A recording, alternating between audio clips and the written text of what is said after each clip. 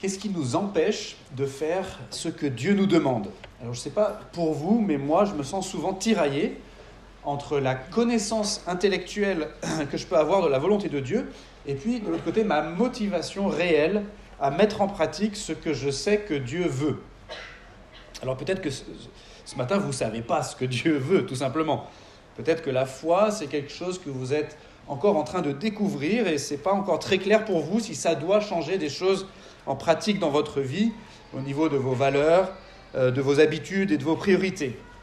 Et vous allez voir qu'au fur et à mesure que vous allez étudier la Bible, vous allez découvrir que Dieu veut que la vie des croyants reflète les vertus de son caractère à lui et que la vie des croyants s'inscrive en cohérence avec son projet pour nous et pour le monde.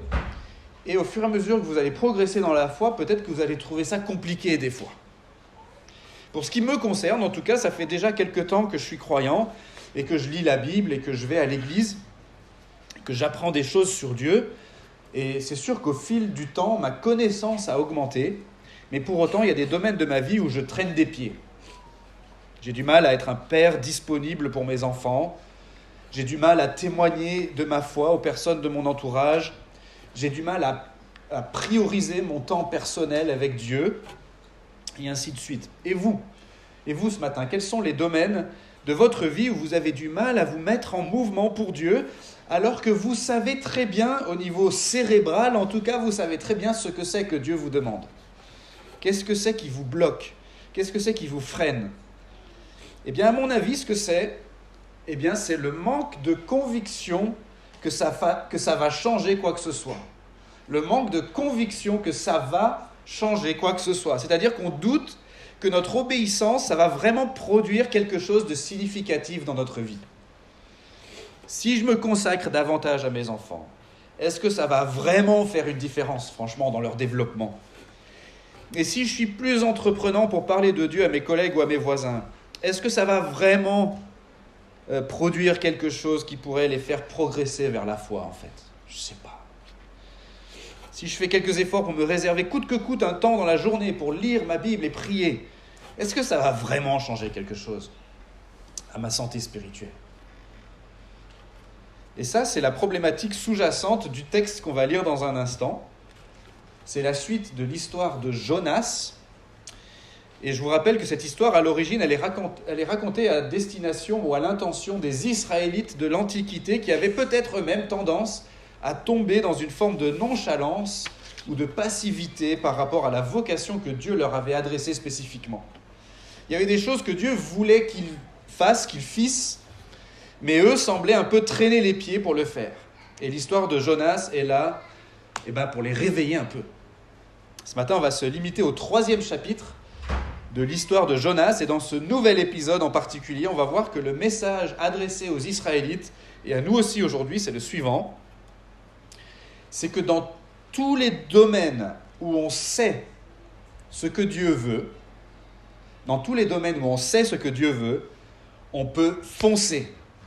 Parce qu'on peut être sûr que Dieu nous soutient. Okay, lisons ce passage dans ce livre de Jonas, au chapitre 3.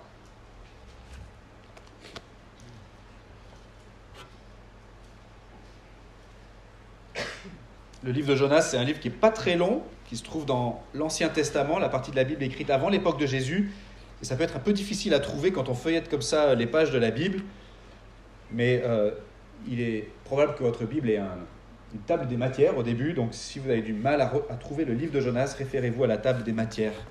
On va lire le chapitre 3, qui n'est pas très long, vous allez voir. La parole de l'Éternel fut adressée à Jonas une seconde fois en ces mots. « Lève-toi, va à Ninive, la grande ville, et fais-y la proclamation que je te dis. » Alors Jonas se leva. Il alla à Ninive, selon la parole de l'Éternel.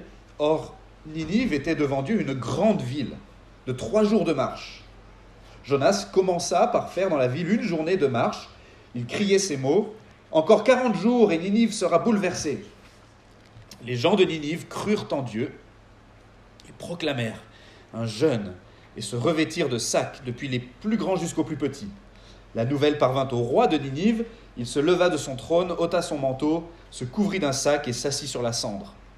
Il fit crier ceci dans Ninive, par décision du roi et de ses grands, que les hommes et les bêtes, le gros et le menu bétail ne goûtent de rien, ne paissent pas et ne boivent pas d'eau.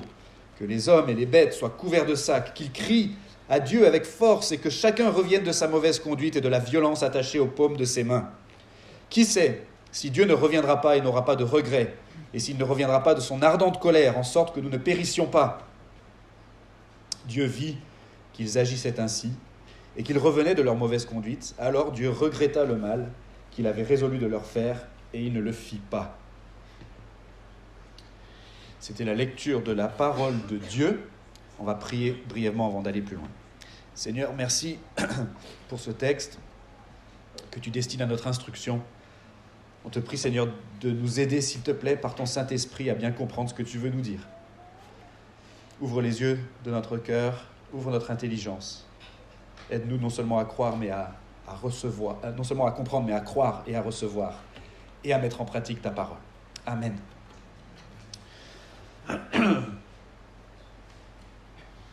Dans tous les domaines où on sait ce que Dieu veut, on peut foncer parce qu'on peut être sûr que Dieu nous soutient. La première chose qu'on peut retenir de ce texte, c'est qu'il ne faut pas être surpris que ce que Dieu nous demande de faire nous semble impossible. Il ne faut pas être surpris que ce que Dieu nous demande de faire nous semble impossible. Alors juste pour récapituler vite fait l'histoire jusqu'ici, donc Jonas, c'est un prophète à qui Dieu a commandé d'aller prêcher un message de reproche de la part de Dieu à l'encontre des habitants de la ville de Ninive, qui était en gros à l'époque la capitale de l'empire le plus puissant et le plus dangereux de la région. C'était des Assyriens qui habitaient à Ninive, et donc c'était des ennemis des Israélites. Mais Jonas, le prophète, quand il a reçu cet ordre de Dieu, de la part de Dieu, il n'a pas voulu obéir à Dieu, et il s'est enfui dans la direction opposée, en prenant même un bateau pour essayer d'aller le plus loin possible. Mais Dieu, il ne l'a pas laissé partir très loin, et Jonas s'est retrouvé jeté à la mer, puis avalé par un gros poisson, puis ramené par le poisson jusqu'au rivage, où le poisson l'a vomi. Et donc, dans notre passage, Dieu commande à Jonas, de nouveau, d'aller à Ninive pour prêcher ce message de reproche de la part de Dieu. Mais notez bien les petites précisions que nous apporte le narrateur ici. Verset 2, « Va à Ninive, la grande ville. » Et ensuite, il précise, Ninive était devant Dieu une grande ville, de 3 jours de marche. L'auteur veut vraiment attirer notre attention sur le fait que Ninive, c'était hyper impressionnant comme ville.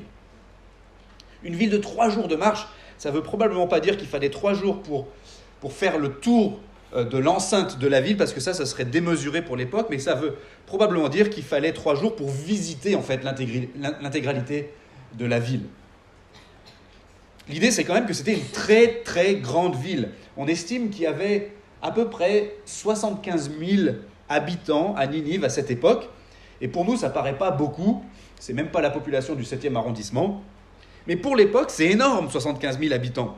Et si on rapporte ce nombre à la population mondiale de l'époque, et qu'on fait un produit en croix pour essayer de se représenter ce que ce serait aujourd'hui par rapport à la population mondiale de 2025, eh bien la taille de Ninive pour Jonas, à son époque, c'est 3 fois la taille de la ville de Paris pour nous. Et donc l'auteur veut qu'on se représente l'immensité de la tâche à laquelle Dieu appelle Jonas. Et il veut qu'on se dise en lisant ça, mais what ? C'est une mission trop impressionnante, ça doit faire trop peur. Imaginez que moi, je vous appelle un jour au téléphone, ou que j'appelle l'un de nos stagiaires au téléphone et que je lui dise « Bonjour mon cher Florian, dans le cadre de ton stage, je veux que tu ailles dans les cités de Vénissieux et que tu cries dans les rues contre les habitants pendant au moins 3 jours pour dénoncer leur violence, leurs crimes et leur fausse religion. » Alors Florian, il me dirait sûrement « What ? Ça va pas à la tête !» Et vous aussi, qui appréciez tous Florian, vous me diriez que c'est de la folie et que je ne devrais pas envoyer Florian au casse-pipe, comme on dit. Enfin, comme on disait de mon époque. Mais si c'était Dieu qui parlait à Florian, et si on pouvait en être absolument sûr que c'était Dieu qui parlait à Florian, eh bien, on serait tous quand même un peu en stress. Parce que le truc nous semble impossible. On ne voit pas comment ça pourrait bien se terminer. On ne voit pas comment ça pourrait produire quelque chose de positif. Mais justement, dans notre passage, l'auteur insiste à la fois sur le caractère impressionnant, intimidant et même impossible de la mission, et sur le fait que c'est bien ça que Dieu ordonne à Jonas. Il n'y a pas de doute. Dieu n'a pas renoncé à son ordre initial qu'il avait donné au premier chapitre. Il parle à Jonas une seconde fois, nous dit le texte au verset 1, pour lui répéter ce qu'il avait dit la première fois. Il ne fait pas de doute, il ne fait aucun doute que c'est bien la volonté de Dieu. Et il y a déjà cet enseignement à en tirer pour nous aujourd'hui, c'est qu'il ne faut pas être surpris que ce que Dieu nous demande de faire nous semble impossible. Comment ça se fait ? Eh bien, on vit dans un monde qui n'est pas le nôtre à proprement parler, mais qui est celui de Dieu. Nous-mêmes, on est redevable à Dieu de notre vie.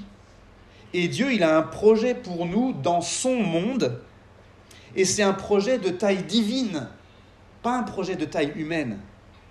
Dieu compte faire des trucs dans son monde qui nous semblent impossibles. Normal, puisque nous, avec les limites de notre connaissance et de notre sagesse et de notre puissance, on n'aurait jamais conçu, nous, une telle stratégie. Je ne sais pas si vous jouez aux échecs, mais imaginez que chacune de vos pièces avait une intelligence et une volonté proportionnelles à sa taille. Imaginez les protestations de vos pions lorsque vous allez développer votre jeu et que vous allez les mettre en péril sur l'échiquier, plutôt que de les garder regroupés en sécurité à l'arrière. Mais quand vous jouez aux échecs, vous savez quelle est votre stratégie et vous savez pourquoi vous déplacez vos pions dans telle ou telle direction. Et vous ne leur demandez pas s'ils se sentent capables de gagner, en fait. De la même façon, la mission à laquelle Dieu nous appelle peut nous impressionner, tellement qu'on peut se dire qu'on n'en est pas capable. Je ne suis pas capable, Seigneur, de ce que tu me demandes. Je ne suis pas capable de changer mes habitudes afin de gagner la victoire sur ce péché. Je ne suis pas capable, Seigneur, de m'humilier et de demander pardon à ce frère ou à cette sœur que j'ai blessé. Je ne suis pas capable, Seigneur, d'inviter ce collègue ou ce voisin à une activité de l'Église. Ne soyons pas étonnés si on ne se sent pas capable. C'est vrai que ça fait peur et que c'est au-dessus de nos forces. Mais rappelons-nous que l'impossible que Dieu nous demande ne lui est pas impossible à lui. Et s'il nous le demande, c'est pas pour nous piéger, c'est pas pour qu'on se prenne les pieds dans le tapis, c'est pas pour nous ridiculiser par nos échecs. Si Dieu nous demande de faire quelque chose, s'il nous demande vraiment de faire quelque chose, c'est parce qu'il a la puissance et l'intention de l'accomplir en nous et à travers nous. C'est de lui que ça dépend, et pas de nous. C'est ce qui nous amène directement au deuxième point. La deuxième chose qu'on peut retenir de ce texte, c'est qu'on doit toujours se rappeler que rien ne peut résister à Dieu qui a décidé d'agir. On doit toujours se rappeler que rien ne peut résister à Dieu qui a décidé d'agir. Revenons au texte. Les versets 5 à 8 notamment, qu'est-ce qui se passe ? Malgré le caractère complètement dingue et insurmontable de la mission à laquelle Dieu a appelé Jonas, celui-ci s'exécute parce qu'il n'a probablement pas envie de se retrouver de nouveau 3 jours et 3 nuits dans le ventre d'un gros poisson. Alors, peut-être la mort dans l'âme, il y va. Il entre dans cette ville si grande qu'il faut 3 jours pour la visiter en entier. Et le premier jour, nous dit le texte, verset 4, il prêche des reproches de la part de Dieu à l'encontre des habitants. Il annonce un terrible jugement à venir contre la ville à cause de la méchanceté de la ville. Et là, ce qui se passe, c'est remarquable. Jonas, il a à peine commencé sa mission de prophète de malheur que tout d'un coup, toute la ville est saisie de repentance. Dans le texte en hébreu, c'est encore plus frappant qu'en français. Parce que le verset 4, il s'achève donc sur l'annonce de ce jugement à venir. Donc comme c'est traduit en français, Ninive sera bouleversée. Et aussitôt après, en hébreu, on a le verbe « crurent » les gens de Ninive. On a presque l'impression que les habitants de Ninive, ils coupent la parole à Jonas, tellement ils sont pressés de croire et de manifester leur foi et leur repentance. C'est immédiat, c'est saisissant, c'est spectaculaire. Et c'est fou parce que le narrateur va vraiment insister sur la radicalité de la réaction et de la réponse des Ninivites à la prédication de Jonas. Les Ninivites, c'est comme ça qu'on appelle les habitants de Ninive. Alors, vous avez remarqué, ils ne disent pas juste intéressant Jonas, on n'y avait jamais pensé, on va réfléchir, on reviendra vers toi dans quelques temps. Mais le texte dit que les habitants, au lieu de ça, ils proclament un jeûne, c'est-à-dire qu'ils vont se priver de nourriture et même de boissons, si vous regardez bien le détail. Ils vont mettre des vêtements de deuil, depuis les plus grands jusqu'aux plus petits, verset 5. Non seulement ça, mais le roi de Ninive lui-même enlève sa tenue de roi et il s'habille d'un sac à la place et s'assoit sur la cendre, verset 6. Enfin, je ne sais pas si vous imaginez, c'est humiliant. Un roi qui met un sac cabas, Carrefour, pour vêtements, qui va s'asseoir dans une décharge. Enfin. Et après, ce roi, il décrète que tout le monde, y compris les animaux domestiques, tout le monde doit jeûner et mener le deuil et crier à Dieu et renoncer à la méchanceté.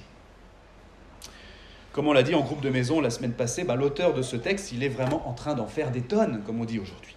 Il insiste vraiment sur cette réaction inattendue et spectaculaire de la population de Ninive à la prédication du prophète Jonas. Imaginez un instant.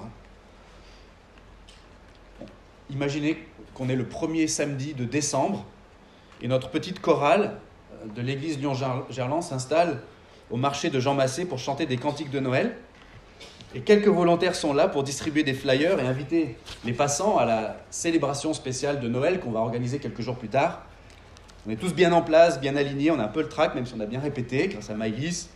Et là, notre chef de chœur, Maïlis, nous donne le départ et on se met à chanter « Minuit chrétien », le fameux cantique traditionnel de Noël. Et au fur et à mesure du chant, les gens commencent à s'arrêter pour écouter, puis ils sont de plus en plus nombreux à écouter. Comme un aimant, notre petite chorale attire à elle les passants et les clients du marché, et même les commerçants se mettent à quitter leur stand pour s'approcher et écouter. Puis on arrive à ce passage du chant qui dit « Puissant du jour, fier de votre grandeur, à votre orgueil, c'est de là qu'un Dieu prêche. Courbez vos fronts devant le Rédempteur. » Et là, truc de fou, les gens se mettent à pleurer et il y en a qui se mettent littéralement à genoux et toute la place Jean Massé est captivée par le message de l'Évangile. Non seulement ça, mais Madame Fanny Dubo, maire du 7e arrondissement, qui nous a entendus depuis son bureau en face de la place Jean Massé, annule la réunion qui était prévue du conseil municipal et elle demande à toute l'équipe de la mairie de sortir pour venir nous voir et nous demander comment est-ce qu'ils peuvent connaître Dieu, comment est-ce qu'ils peuvent être pardonnés pour leurs péchés et recevoir l'assurance de la vie éternelle. Et là, bien sûr, on leur dit, allez voir Joshua, il va tout vous expliquer. Et la célébration de Noël, cette année-là, figurez-vous qu'on est obligé de l'organiser au Groupama Stadium. Vous comprenez ? C'est ce qui se passe dans notre texte ici. C'est tout à fait spectaculaire. La mission semblait impossible, et elle l'était impossible à vue humaine. Mais on doit toujours se rappeler que rien ne peut résister à Dieu qui a décidé d'agir. Rien n'est impossible à Dieu.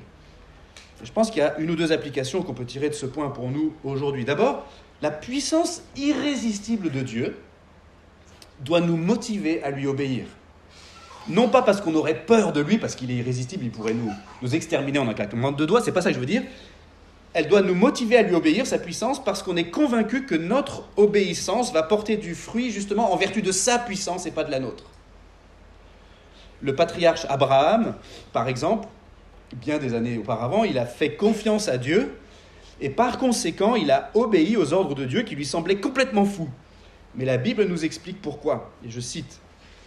Fortifié par la foi, Abraham donna gloire à Dieu, pleinement convaincu de ceci, ce que Dieu a promis, il a aussi la puissance de l'accomplir. Si Dieu nous demande de faire quelque chose qui semble fou, ou qui nous semble impossible, ou au-dessus de nos forces, et qu'on est bien certain que c'est ce que Dieu nous demande, on peut y aller avec confiance. Avec confiance en la capacité de Dieu de rendre notre obéissance fructueuse, pas notre propre capacité. Une autre application qu'on peut tirer de ces versets, c'est que si les Ninivites se sont repentis, et de quelle manière ? C'est parce que le message qu'ils ont entendu les a profondément remis en question. Ce n'était pas un message destiné à les caresser dans le sens du poil, ce n'était pas un message très diplomatique. dans 40 jours vous allez être détruits. On a bien l'impression que Jonas a été assez direct et explicite pour leur dire ce que Dieu pensait de leur méchanceté, de leur fausse religion, et pour leur annoncer le jugement à venir. Et nous aussi, on doit se rappeler que le témoignage auquel Dieu nous appelle, c'est à la fois un témoignage positif qui devrait donner envie aux gens, mais c'est aussi un témoignage qui doit dire la vérité. L'évangile est une bonne nouvelle, précisément parce qu'elle est précédée d'une mauvaise nouvelle. On y reviendra dans un instant. Mais ça nous fait peur, n'est-ce pas, de parler aux gens de ce truc qu'on appelle le péché et la justice de Dieu et son jugement.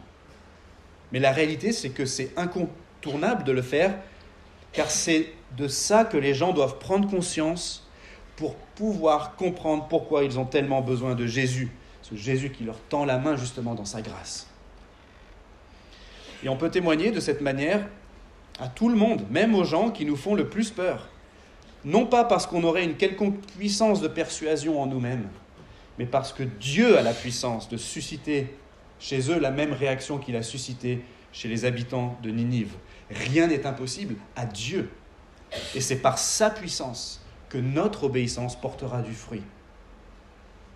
Dieu est souverain, il est irrésistible, mais il compte utiliser, employer notre obéissance comme moyen d'accomplir ses desseins.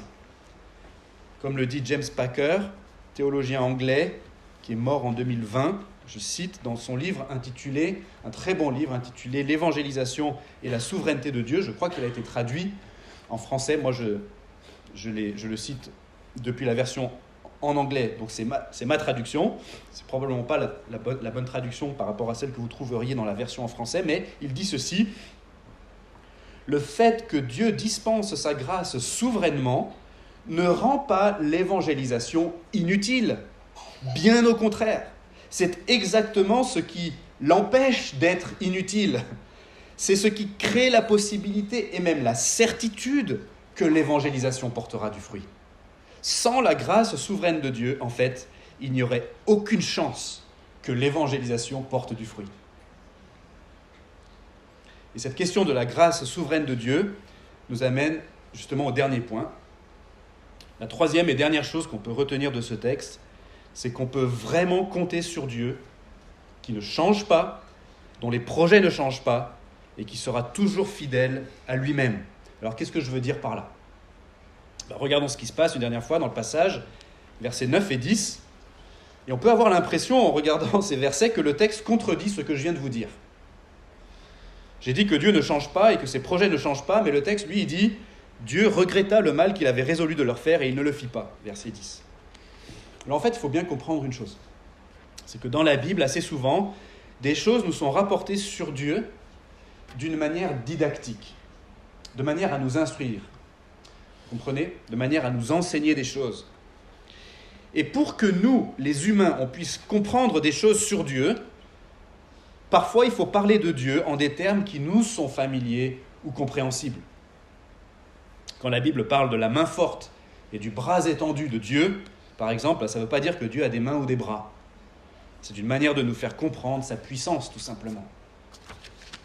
De la même façon, quand la Bible dit que Dieu regrette quelque chose ou qu'il change d'avis, ce n'est pas pour dire que Dieu change réellement ses projets en fonction des circonstances qui seraient extérieures à lui, comme si les circonstances pouvaient avoir un effet sur Dieu et que Dieu puisse devenir l'objet de quelque chose d'extérieur à lui, ce qui voudrait dire tout simplement qu'il n'est pas Dieu. Ça entrerait en fait en profonde contradiction avec la nature même de Dieu, comme le dit le professeur Emmett Brown dans Retour vers le futur 2. Ça créerait un paradoxe dont l'issue engendrerait une réaction en chaîne qui pourrait déchirer le tissu même du continuum espace-temps, provoquant la destruction totale de l'univers. Non, en fait, la Bible nous rapporte tout simplement la perception humaine de cette relation qui est réelle, vivante et dynamique qu'on peut avoir avec Dieu. Dieu, il dit aux Ninivites, « Votre méchanceté est telle que je vais détruire votre ville dans 40 jours. » Mais les Ninivites, ils entendent ça, ils se repentent, et ils supplient Dieu de leur faire grâce. Et Dieu leur répond, « D'accord, je vais faire grâce, et je ne vais pas détruire votre ville dans 40 jours. » Voilà ce qui se passe du point de vue des humains. Ils ont reçu un message, ils y répondent, et en conséquence, Dieu fait grâce. Du point de vue de Dieu et de son décret éternel, il était certain que les Ninivites se repentiraient et que Dieu leur ferait grâce. Et Dieu a utilisé la prédication du jugement à venir pour réaliser son dessein. Vous comprenez ? Alors on peut avoir l'impression que Dieu trompe les Ninivites en leur faisant croire qu'il va tous les détruire.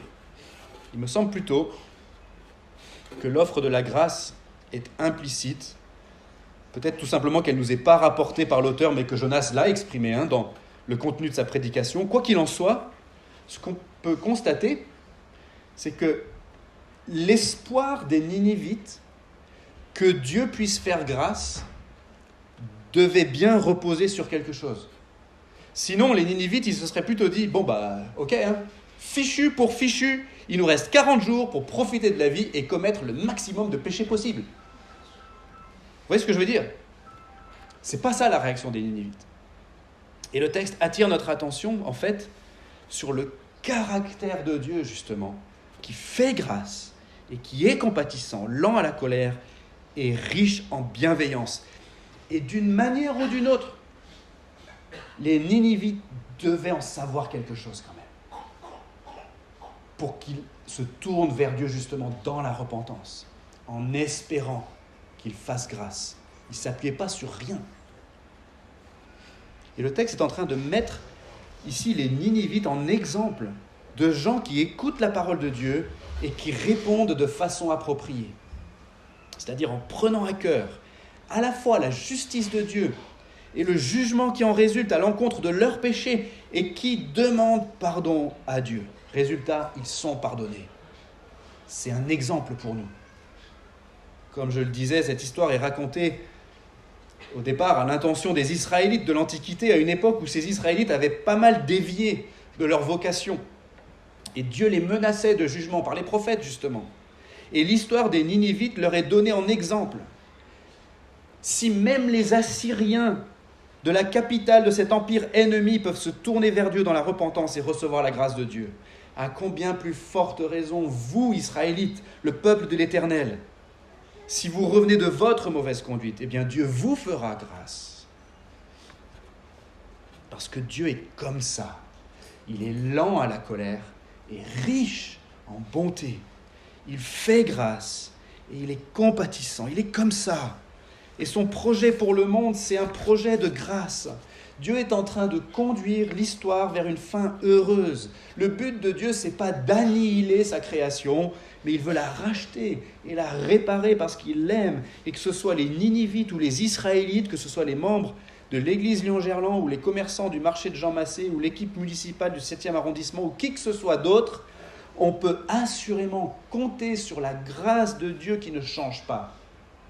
Dieu dont les projets ne changent pas et qui sera toujours fidèle à lui-même, lui qui est lent à la colère et riche en bienveillance. Il ne changera jamais, il sera toujours lent à la colère et riche en bienveillance. Il fera toujours grâce, il sera toujours compatissant, il sera toujours fidèle à lui-même. Et voici spécifiquement ce que ça veut dire pour nous aujourd'hui.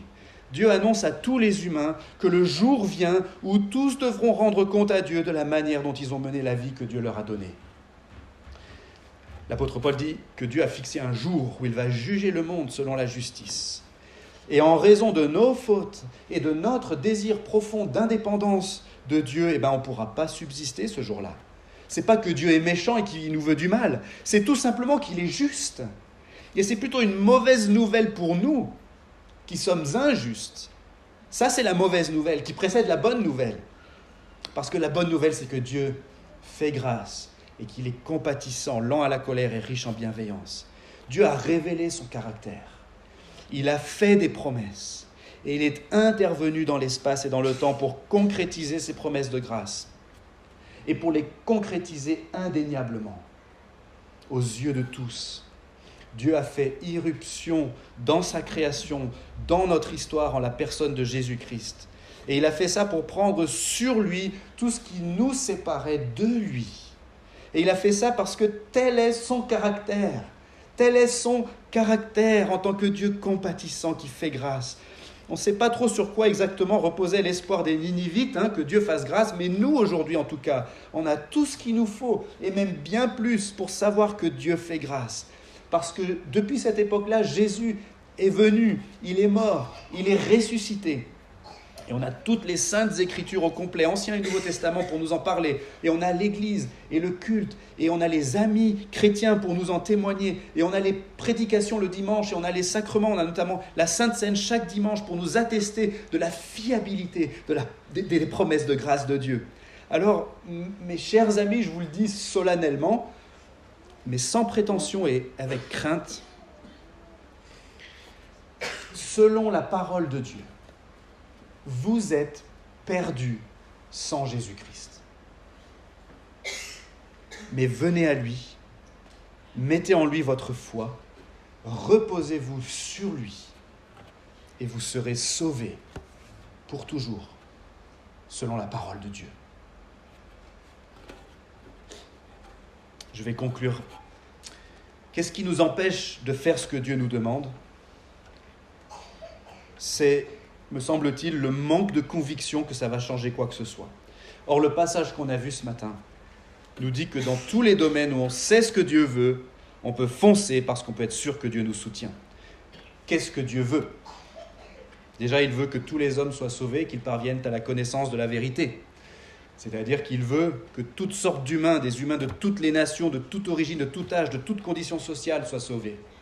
Alors si toi, ce matin, tu entends sa voix, fonce ! Vas-y sans tarder, sans hésiter, approche-toi de Jésus-Christ. Remets ta vie entre ses mains, il va assurément te pardonner et te sauver et te garder jusque dans l'éternité. Qu'est-ce que Dieu veut ? Il veut notre sanctification en tant que croyants, c'est-à-dire qu'il veut qu'on progresse dans notre vie chrétienne. Il veut qu'on soit de plus en plus fidèles à ses voies pour que notre vie reflète son caractère. Et Dieu nous a donné des moyens pour ça. On a la Bible, on a les enseignements de l'Église, les relations fraternelles. Si tu veux grandir dans ta foi, fonce. Saisis-toi de ces moyens de grâce, sans hésiter. Aménage ton emploi du temps, redéfinis tes priorités. Ça vaut le coup parce que Dieu veut utiliser, il compte utiliser, il va utiliser ces moyens dans ta vie pour te faire du bien. Vas-y, fonce, sans hésiter. Dieu est avec toi, il te soutient. Qu'est-ce qu'il veut ? Il veut qu'on le connaisse. Il veut qu'on ait une vraie relation vivante et personnelle avec lui. Et c'est impossible pour nous de créer cette relation avec lui, pauvres êtres humains que nous sommes, limités et déchus. Comment est-ce qu'on pourrait se mettre en relation avec un être transcendant, pur et inaccessible ? Mais Dieu en est capable et il le veut. Alors fonce, mon ami, tu peux t'approcher de lui avec assurance dans la prière, par exemple. Il écoute tes prières, il tend l'oreille vers toi, nous dit sa parole. En plus, il veut utiliser tes prières comme moyen d'action dans le monde. Alors fonce, prie avec persévérance pour tes amis, pour les projets de ton Église. Remets à Dieu tes inquiétudes dans la prière. C'est ce qu'il veut. Et puisque c'est ce qu'il veut, il va agir à travers tes prières. Qu'est-ce que Dieu veut ? Il veut rassembler ses élus des 4 vents, comme dit l'Écriture, par le moyen de la proclamation de l'Évangile à toute la création. C'est-à-dire que Dieu veut convaincre des gens de la vérité de son existence et de sa grâce, et il veut le faire par le moyen de notre témoignage. Alors fonce, mon ami. C'est ce que Dieu veut. Invite tes amis à l'église ou au groupe de jeunes adultes. Propose-leur de lire la Bible avec toi. Dis-leur ce que tu fais le dimanche. Explique-leur la place de Dieu dans ta vie. N'aie pas peur de parler du péché, de la justice de Dieu et du jugement. C'est sûr que ça semble être une mission impossible pour nous, peine perdue de notre point de vue, mais en réalité, c'est ce que Dieu veut. Et il est capable d'ouvrir les cœurs et de transformer des gens en un clin d'œil tellement il est puissant. Qu'est-ce qu'il veut ? Il veut bâtir son Église. Il veut se constituer un peuple qui lui rende un culte et qui le fasse connaître au reste du monde. Il veut conduire son peuple et prendre soin de lui. Alors fonce, mon ami, rejoins une Église et investis-toi dedans. Amène à ton Église ton expérience, tes dons, ta personnalité, tes aptitudes, tes disponibilités et viens servir le Seigneur et viens servir tes frères et sœurs dans la foi. Soutiens les projets de ton Église. Inscris-toi pour faire le ménage de temps en temps après le culte. Tu peux y aller, fonce, vas-y à fond, investis-toi, peu importe si ça semble être au-dessus de tes forces, parce qu'en fait, c'est Dieu qui va faire une différence à travers toi. Quand on sait ce que Dieu veut, On peut y aller sans hésiter parce qu'on est sûr que Dieu nous soutient. Il va assurément produire de bons fruits par sa puissance. Comme le dit l'apôtre Paul, celui qui t'a appelé est fidèle et c'est lui qui le fera. Amen. Prions. Merci notre Dieu de nous rappeler combien tu es un Dieu bon, lent à la colère, riche en bienveillance, un Dieu qui fait grâce, un Dieu compatissant, mais aussi un Dieu puissant, un Dieu qui gouverne toutes choses, un Dieu qui a un projet certain, un projet qui ne change pas. On te prie Seigneur de nous aider à nous appuyer sur toi chaque jour. Aide-nous à discerner quelle est ta volonté pour nous et à nous appuyer sur tes promesses et à foncer. C'est-à-dire à ne pas hésiter à faire ce que tu nous demandes parce qu'on sait que c'est ta puissance qui va l'accomplir et ce n'est pas nous. Pardonne-nous Seigneur notre nonchalance. Pardonne-nous de traîner les pieds si souvent devant tes commandements, devant la vocation même que tu nous adresses en tant que témoin dans ce monde qui t'appartient, ce monde que tu aimes et dans lequel tu veux faire rayonner l'Évangile pour attirer à toi tous ceux que tu veux sauver. On te prie de nous utiliser pour cela. Amen.